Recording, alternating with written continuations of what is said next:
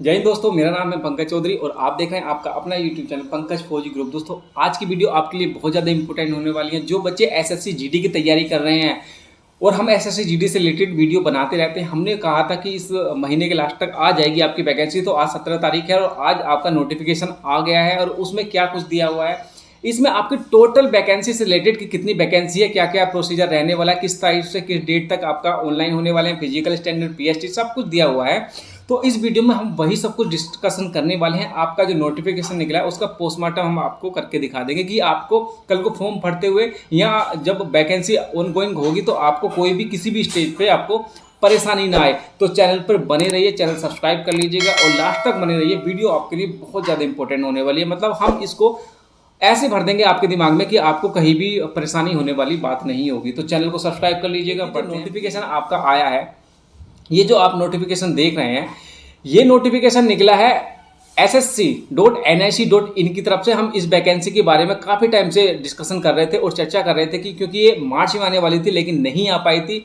अभी ये फिलहाल में आई हुई है और ये सरकारी रिजल्ट.com, क्योंकि कुछ बच्चे जो है सरकारी रिजल्ट.com पे बहुत ज़्यादा विश्वास करते हैं, तो वहाँ भी आई हुई है, वहाँ भी आप इसको चेक कर सकते हैं। उसमें आगे क्या दिया हुआ है देखिए, जो मेन इसका जो पॉइंट है वो मैं आपको डिस्कशन करके बता दूंगा। जो date of submission of online application है वो आपकी 17/7, जी हाँ यहाँ पे देखिए आप लिखा हुआ है 17/7/2021 से 31/8/2021। ये दो डेट आपके लिए इंपॉर्टेंट होने वाली हैं, 17/7/2021 और 31/8/2021, क्योंकि इसी डेट से आपके ऑनलाइन फॉर्म स्टार्ट होने वाले हैं। आगे इन्होंने क्या दिया हुआ है देखिए, इनका क्या होगा, कंप्यूटर बेस्ड एग्जामिनेशन होगा, उसके बाद क्या होगा, फिजिकल इफिशियंसी टेस्ट पीईटी होगा, उसके बाद पीएसटी होगा, फिर मेडिकल होगा, एग्जामिनेशन एंड डॉक्यूमेंट वेरिफिकेशन। जो आपका डॉक्यूमेंट वेरिफिकेशन होगा ये आपका कब होगा, जब आपका डिटेल मेडिकल एग्जामिनेशन होगा उस टाइम पे आपके मेडिकल के साथ ही आपके डॉक्यूमेंट वेरिफिकेशन होगा। उसके बाद आगे इन्होंने क्या लिखा हुआ है इसमें, द साइलेंट फीचर, यहाँ पे देखो ये लिखा हुआ है the salient features of the recruitment are as under. जो साइलेंट फीचर है वो हमने नीचे पॉइंट वाइज दिए हुए हैं। पॉइंट 1 का 1 में लिखा हुआ है the examination will be advertised by SSC based on vacancy intimated by MHA. देखिए बहुत सारे बच्चे एसएससी को कोसते हैं, लेकिन एसएससी ने जो ये वैकेंसी निकाली है वो किसके बिहाफ पे निकाली है, जो एमएचए ने, देखिए यहाँ पे डायरेक्ट क्लियर कुछ इन्होंने लिख दिया है कि हमें जो इंटीमेट किया गया है एमएचए की तरफ से, हम उसी बेस पे आपको ये जो वैकेंसी है वो हम निकाल रहे हैं। उसके बाद आगे इन्होंने क्या दिया है, application will be accepted through online mode. ये जो आपकी जो वैकेंसी है उनका जो मोड होने वाला है ऑनलाइन, ओनली ऑनलाइन ही आपका मोड होने वाला है, ऑनलाइन ही आप इसको सबमिशन कर सकते हैं। उसके बाद अगले पॉइंट पे चलते हैं, 1.3 पॉइंट पे है आपका कंप्यूटर बेस्ड एग्जामिनेशन। ये है आपका यहाँ पे computer based examination CBE will be conducted by the commission on only in English and Hindi. जो आपका पेपर होगा, जो कंप्यूटर बेस्ड एग्जामिनेशन होगा वो हिंदी और इंग्लिश में दोनों में होगा। अगला पॉइंट उन्होंने दिया हुआ है physical efficiency test PET, physical standard test PST, detailed medical examination, review medical examination will be scheduled and conduct by CAPF। मतलब आपका जो ये सारा तीनों चीज़ें पीएसटी, पीईटी और डिटेल मेडिकल एग्जामिनेशन या रिव्यू जो होगा मेडिकल का, वो सारा कौन करेगा, सेंट्रल आर्म पुलिस फोर्स। मतलब जिस फोर्स में एसएससी के थ्रू नहीं होगा ये करेंगी आपकी बीएसएफ, CSF और SSB, असम राइफल, ये सब आपका करने वाले हैं। अगले पॉइंट पे चलते हैं, collection of required eligibility certificate document from the, यहाँ पे है candidate and their verification will be carried out at the time of detail medical examination DME by the CAPF। मतलब इस फोर्स के द्वारा ही आपका मेडिकल होगा और वही आपका डॉक्यूमेंट वेरिफिकेशन कराएंगे। उसके बाद अगला पॉइंट है इनका, देखिए वैकेंसी, इस वाले पॉइंट में देखते हैं, vacancy of constable GD in SSF will be filled on all India basis, whereas vacancy in all other CAPF will be filled as per the vacancy available in various state UTs. In additional vacancy are earmarked for the border guarding district and militants Naxal affected district, which are revised for the candidate of the these district only। इसका मतलब क्या है कि देखिए SSF जो है, SSF की जो मेरिट बनेगी, जो वैकेंसी है वो पूरे भारत लेवल पे हैं, सबकी वैकेंसी है वो इंडिया लेवल पे है, मतलब ऑल इंडिया लेवल पे हैं, जैसे हेड कांस्टेबल मिनिस्टर की निकलती हैं। लेकिन जब बात करें हम ये दूसरी वैकेंसी के बारे में, देखिए यहाँ पे लिखा हुआ है direct SSF will be field on all India basis, मतलब ऑल इंडिया बेसिस पे आपकी SSF की होंगी। और दूसरी जो है वो आपकी डिस्ट्रीब्यूट कर दी गई है डिस्ट्रिक्ट वाइज मिलिट्रेंसी वाले उसमें नक्सल एरिया के हिसाब से, मतलब वो आपकी स्टेट वाइज और बॉर्डर एरिया के हिसाब से आपका डिस्ट्रीब्यूट की जाएंगी। उसके बाद अगले पॉइंट में इनमें चलते हैं।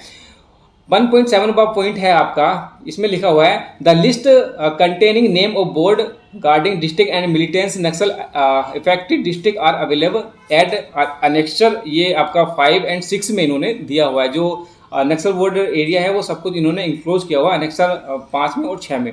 अगला पॉइंट है आपका पॉइंट नंबर 1.8 है final result along with force allocation will be declare by the commission based on the performance of candidates in the computer based examination. मतलब आपका जो फाइनल सिलेक्शन होगा वो जो ये मेडिकल मतलब जो कंप्यूटर बेस्ड एग्जामिनेशन होगा, आपका पीएसटी होगा, पीईटी होगा, मेडिकल रिव्यू होगा, जो भी होगा उसके बेस पे आपका होने वाला है। उसके बाद आगे चलते हैं कोर्ट केस। ये कोर्ट केस का इसको छोड़ देते हैं क्योंकि बहुत लंबा हो जाएगा। उसके बाद एडमिट कार्ड के बारे में यहाँ पे दिया हुआ है कैसे आप कर सकते हैं। उसके बाद देखिए आपका जो पे के बारे में यहाँ पे बताया हुआ है, पे है आपका पे लेवल 3 में आएंगे 21,700 से 6900। तो इसमें आप बच्चों को कंफ्यूजन होती है कि 69,100 तक आपकी पहुंच जाएगी, लेकिन आपको जो बेसिक देखना पड़ेगा ना, आपकी जो पे स्टार्ट होगी 21,700 से होगी और उसके बाद चलता चला जाता है और ये बहुत ज़्यादा लंबा पहुंच जाता है। तो आपको जो ध्यान देना है ओनली 21,100 तक देना है कि आपकी जो पे बनने वाली है वो 21,100 से स्टार्ट होगी। उसके बाद इन्होंने वैकेंसी दी हुई है। वैकेंसी के बारे में देखिए ये जो आपके लिए मेन होने वाला है, वैकेंसी किस तरह से दी है, क्या क्या दी है, वो सब कुछ इसमें बताने वाले हैं। देखिए बीएसएफ में कितनी वैकेंसी है, बीएसएफ में है 6,413 वैकेंसी। उसके बाद सीआईएसएफ में किसमें कितनी है, ये ओनली मेल कैंडिडेट के बारे में बात कर रहा हूँ, 7,610 वैकेंसी। सीआरपी ये जो बहुत बड़ी परेशानी है ना मेल की फीमेल की, आपकी सीआरपी में एक भी वैकेंसी नहीं आई है, इसलिए वैकेंसी नंबर ऑफ वैकेंसी कम है क्योंकि सबसे ज़्यादा जो वैकेंसी आती थी वो सीआरपीएफ में आती थी। एसएसबी में कितनी है, 3806 वैकेंसी हैं। आईटीबीपी में 1216 हैं। एआर असम राइफल में 3185 है। उसके बाद एनआईए जो सब बोलते हैं ना कि फर्स्ट चॉइस आपको एनआईए डालनी है, एक भी वैकेंसी नहीं है। उसके बाद एसएसएफ में है 194 वैकेंसी और total number of vacancy male candidate की हो जाती हैं 22,424 वैकेंसी हो जाती है मेल कैंडिडेट। तो इससे क्या निकलता है, देखिए सबसे ज़्यादा जो वैकेंसी आई हैं आपकी आ गई बीएसएफ में, उसके बाद आ गई एसएसबी में और उसके बाद आपकी आ गई आपकी असम राइफल, आईटीबीपी और आपकी एसएसएफ में आई हैं ओनली 194। अगर हम करते हैं फीमेल कैंडिडेट की तो देखिए बीएसएफ में आई हैं आपकी कितनी, बीएसएफ में है 7,545, सीआईएसएफ में 8,464। उसके बाद आपकी एसएसबी में है 3806, 1431 है आपकी एसएसबी में असम राइफल में है आपकी 3785 और एनआईए में इसमें भी कोई नहीं है। एसएसएफ में आपकी 240 और टोटल हो जाती है आपकी 25,271। ये टोटल वैकेंसी हो गई आपकी। उसके बाद आगे चलते हैं, आगे इन्होंने क्या दिया हुआ है, द वैकेंसी आज नहीं है। देखिए कोई भी वैकेंसी होती है उसको घटाया बढ़ाया जाता है, ये होता है बोर्ड के हाथ में। अगर आप फॉर्म नहीं डालते हैं और वैकेंसी बढ़ गई तो आप पछताते रह जाएंगे, इसलिए फॉर्म आपको जरूर डालना है। देखिए 3.1 में आपको क्या बताया था, vacancy are tentative, any change in the number of vacancy will be intimated through the website on the commission. आपकी जो वैकेंसी है ये टेंटेटिव है, मतलब अनुमानित है और इसको हम घटा बढ़ा सकते हैं। यहाँ पे इन्होंने साफ क्लियरली दे दिया है, इसलिए फॉर्म जरूर से जरूर डालें। अगर कल को कोई बात होती है, कुछ होता है तो आप पछताते रह जाएंगे। उसके बाद 10 वैकेंसी ये एक्स सर्विस मैन के लिए है। उसके बाद आगे इन्होंने दिया हुआ, आगे चलते हैं हम देख लेते हैं अब पॉइंट नंबर 5 पे कि एज क्या रहने वाली है। एज में हम बात करें तो एज इनकी 18 से 23 ईयर एज ऑन 1/8/2021। जी हाँ, आपकी 18 से 23 साल 1/8/2021 तक हो जानी चाहिए।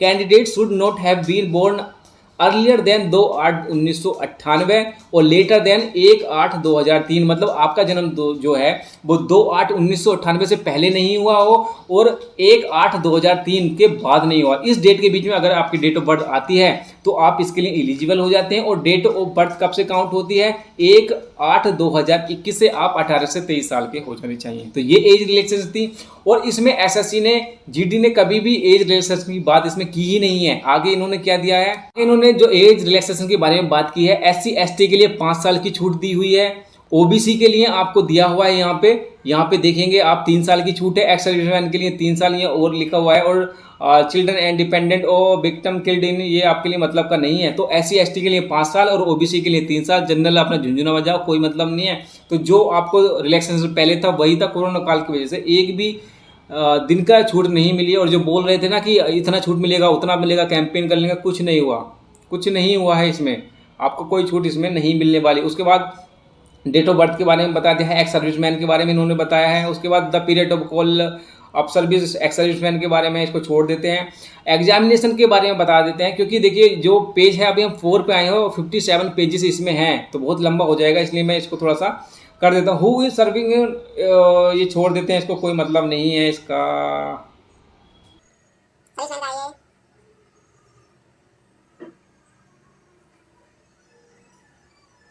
अब हम चलते हैं कोई पॉइंट नंबर 6 की तरफ। इसमें क्या दिया हुआ है देखिए, पॉइंट नंबर 6 आपके लिए बहुत ज़्यादा इंपॉर्टेंट हो जाती है। क्यों हो जाता है, इसमें क्या लिखा है देखिए, process of certificate and format of certificate. इसमें क्या दिया हुआ है, candidate who wish to be consider against vacancy reserved और seek age relaxation are required to submit requisite certificate from the competent authority in the prescribed format when such certificate are sought by concerned CAPF for conduct verification at the time of DME. Otherwise, their claim for SC, ST, OBC, EWS category will not be entitled and their candidature application will be considered under unreserved category. Further, if a candidate has sought any other age relaxation or claim ESM state and is not relevant certificate, he will be considered in the his representative category, that is SC, ST, OBC, EWS, UR. The format of the certificate are indexed with the notice of examination. ST, OBC, EWS की category के जो अगर आप उसमें relaxation लेना चाहते हैं, उसमें छूट लेना चाहते हैं, तो जो CPF की अपने अपने फॉर्मेट हैं उसके हिसाब से आपको उस फॉर्मेट में देना पड़ेगा। अगर वो नहीं देते हैं तो आपको छूट भी नहीं मिलेगी और आप किस में काउंट हो जाएंगे, आप काउंट हो जाएंगे किसमें, जनरल में आप काउंट हो जाएंगे। पॉइंट 7 में इन्होंने दिया है, since the state of Assam is not issuing domicile certificate, permanent residential certificate, candidate belong to the state of Assam are not required to submit the same. However, their selection will be subject to verification of residential status from the domicile district authority. जो आपका domicile certificate issue नहीं करता है, तो अगर आप वहाँ के परमानेंट रेसिडेंस सर्टिफिकेट आपके पास है तो आप एलिजिबल हो जाएंगे, सब्जेक्ट टू कि आपको जब वेरिफिकेशन होगा वहाँ पे रेसिडेंशियल का, तो वहाँ पे आपका वहाँ पे अथॉरिटी चेक करेगी और वहाँ पे अगर आपका सर्टिफिकेट सही निकलता है, आप वहाँ पे रहते हैं, तो आप एलिजिबल हो जाते हैं। एजुकेशन क्वालिफिकेशन की बात करें तो एजुकेशन क्वालिफिकेशन में इन्होंने दिया हुआ है कि देखिए क्या दिया हुआ है, इन्होंने दिया है कि एजुकेशन क्वालिफिकेशन एज ऑन 1/8/2021, मतलब आपकी जो भी सर्टिफिकेट है कोई भी है 1/8/2021 से आपका होना चाहिए। और उसमें क्या दिया है, the candidate must have passed matriculate 10th class examination form में रिकॉग्नाइज्ड बोर्ड यूनिवर्सिटी। आप यूनिवर्सिटी या बोर्ड से आप यहाँ मैट्रिकुलर होने चाहिए, 10th होने चाहिए। उसके बाद क्या दिया हुआ है, candidate who have not acquired the intimate education qualification as on the stipulated date will not be eligible and need not apply. जो बंदा इस डेट के बीच में जिसके पास सर्टिफिकेट नहीं है वो अप्लाई ना करे, वो एलिजिबल इसके लिए नहीं होगा। उसके बाद आगे इन्होंने क्या दिया है ये भी पढ़ लेते हैं। It is related retired result. उन्होंने देखिए सर्टिफिकेट के बारे में काफ़ी बातें चल रही थी कि सर्टिफिकेट एनसीसी के बारे में क्या मिलने वाला है, तो इन्होंने एनसीसी के बारे में बता दिया। अगर आपके पास एनसीसी सी सर्टिफिकेट है, आपका सी सर्टिफिकेट पे 5% of maximum mark of the examination, आपका जो 5% मैक्सिमम मार्क्स आपको एग्जामिनेशन के मिलने वाले हैं। अगर आपके पास बी सर्टिफिकेट है आपको 3% मार्क्स मिलेंगे, और एनसीसी है, एनसीसी ए सर्टिफिकेट है आपको 2%। यहाँ पे आप देख सकते हैं इनका इन्होंने सब कुछ होल्डर बढ़िया से दिया हुआ है। उसके बाद आगे दिया है, the benefit of NCC certificate holder will only be given on production of the original certificate supporting there claims at the time of document verification. However, till the verification of NCC certificate, bounce mark will be awarded provisionally as per the claim of candidate in the online application form. जो आपका claim है, आपका जो marks दिए जाएंगे जब verification हो जाएगा या डॉक्यूमेंट वेरिफिकेशन के टाइम पे आपको उसको प्रोड्यूस करना होगा। हाउ टू अप्लाई इन्होंने सब कुछ दिया हुआ है, इसमें अप्लाई कैसे कर सकते हैं, आपको क्या क्या देना है। लास्ट डेट एंड टाइम इन्होंने 31/8/2021 में हमने बता ही दिया, इसमें दे रखा है। और क्या है इसमें, तो ये सब कुछ था। आगे फिर एप्लीकेशन की बात की है तो आपको 100 रुपये का चालान इसमें लगने वाला है, ऑनलाइन फी आपको पे करना पड़ेगा। उसके बाद सेंटर ऑफ एग्जामिनेशन इन्होंने दिए हुए हैं, कहाँ कहाँ पे आपके एग्जामिनेशन होने वाले हैं, सारे सेंटर इन्होंने दिया है, यहाँ से आप चेक कर सकते हैं। उसके बाद स्कीम ऑफ एग्जामिनेशन, आपको क्या क्या इस एग्जाम में आने वाला है, तो देखिए जनरल इंटेलिजेंस आने वाली है, 25 मिनट क्वेश्चन होंगे, 25 आपके मार्क्स का होगा और 90 मिनट का टोटल पेपर होगा। उसके पार्ट बी में होगा जनरल नॉलेज हो जाएगा, मैथमेटिक्स हो जाएगा, इंग्लिश या हिंदी, इनमें से एक करना पड़ेगा। और आपके 25 नंबर के होंगे और 25 मार्क्स आपको, मतलब क्वेश्चन होंगे 25 मार्क्स होंगे। टोटल नंबर ऑफ आपका मिनट जो होगा वो 90 मिनट का ये होने वाला है आपका। आगे चलते हैं और उसमें आपका देखते हैं कि there will be negative marking of, negative marking है इसमें, इसमें आपको देखना होगा। देखिए यहाँ पे इन्होंने दिया हुआ है, there will be negative marking of 0.25 marks for each wrong answer. Candidate are therefore advised to keep this in mind while answering the question. आपका जो मार्क्स है 0.25 एक गलत आंसर के लिए आपका कटने वाला है, मतलब आपका 0.25 मार्क्स आपका कट जाएगा। तो आपको एडवाइस दिया जाता है कि जब भी आप अपना एग्जाम में अपना राइट आंसर दें तो उस चीज़ को सोच के दें कि आपका 0.25 मार्क्स कटने वाला है।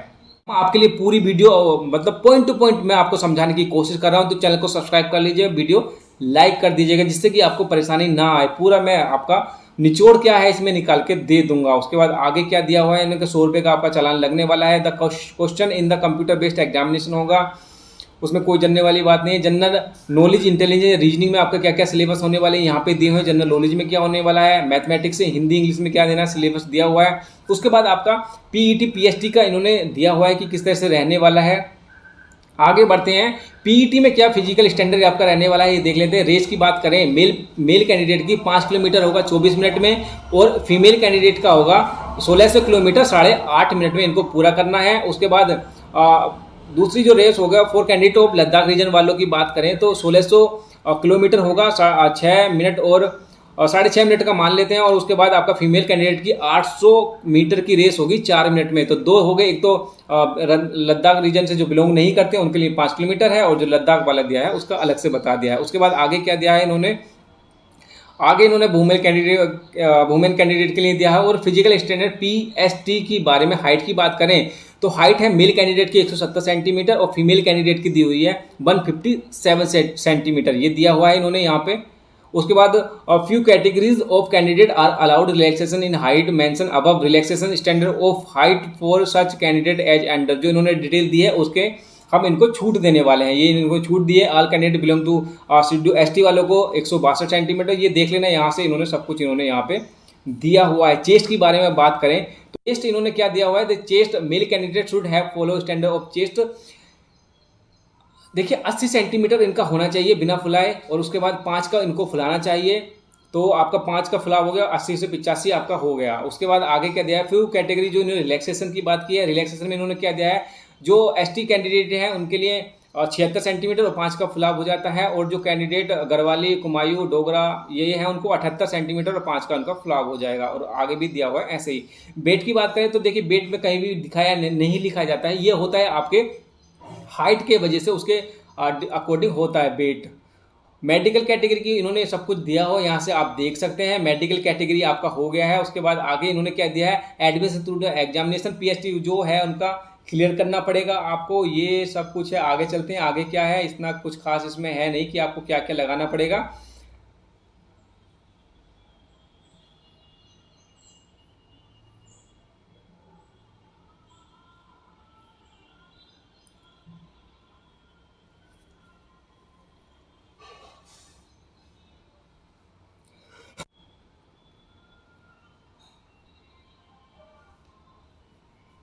यहाँ पे इन्होंने जो मेन चीज़ है इनकी यहाँ पे देखेंगे कि एनसीसी जो अभी हम बता रहे थे उसमें 5 नंबर मिलेंगे, 3 नंबर मिलेंगे आपको सर्टिफिकेट बी के लिए, और ए के लिए आपको 2 नंबर मिलेंगे। और ये कब मिलेंगे, NCC certificate holder will be granted following incentive marks provisionally which will be added to the normalisation score of the candidate. जब नॉर्मलाइजेशन होगा उस टाइम पे आपके ये ऐड कर दिए जाएंगे। तो अगर सर्टिफिकेट है आपके पास तो इनको जरूर रखिएगा और प्रोड्यूस कीजिएगा। Candidate have to given preference for the following, आपको प्रेफरेंस कैसे देना है, अगर आप बीएसएफ में देना चाहते हैं, अगर आपका बीएसएफ आपको फर्स्ट चॉइस देना है तो आपको उसकी जगह ए डालना पड़ेगा।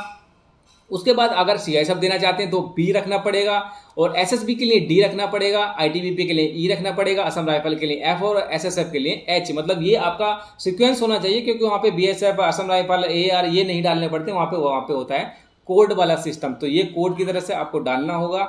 आई थिंक सो आप सब कुछ समझ गए होंगे। अगर अभी भी आपको कोई क्वेरी है तो मेरे को कमेंट बॉक्स में लिख सकते हैं, वहाँ से मैं आपको उसके रिप्लाई देने की कोशिश करूंगा। बाकी इसमें कुछ ऐसा है नहीं, बाकी इसमें डिटेल से बताया हुआ कि नक्सल बोर्ड क्या है, ये क्या है, वो क्या है, सब कुछ इन्होंने दिया हुआ है। वोटर आईडी कार्ड लगा सकते हैं, ये हम इसको एक बार फिर भी मैं चेक कर लेता हूँ। ये फॉर्म इस तरह से, फॉर्म किस तरह से भरा जाएगा वो दिया हुआ है, उसके मैं अलग से एक आपको वीडियो बना दूंगा, वहां से आपको अच्छे से समझ आ जाएगा। तो ये सब कुछ था। अगर अभी भी आपको कन्फ्यूजन है और आपको जानना चाहते हैं तो मेरे को जरूर कमेंट्स बॉक्स में लिख सकते हैं। वीडियो कैसी लगी, वीडियो को लाइक कर दीजिए, शेयर कर दीजिए, सब्सक्राइब कर लीजिए चैनल। मिलते हैं अगले वीडियो में। हाँ, अगर आप चाहते हैं कि मैं किस तरह से फॉर्म फिलअप करें उसके बारे में एक वीडियो बनाऊं तो कमेंट बॉक्स में लिख दीजिएगा। फॉर्म किस तरह से फिलअप करना है और आपको इस पोजीशन में आके किस तरह से किस पोस्ट को आपको फर्स्ट चॉइस देना, वो भी मैं एक अच्छे से बता दूंगा। तो ये सब कुछ था। चैनल सब्सक्राइब कर लीजिएगा दोस्तों, बहुत मेहनत लगती है वीडियो बनाने में। तो मिलते हैं अगले वीडियो में, तब तक के लिए टाटा।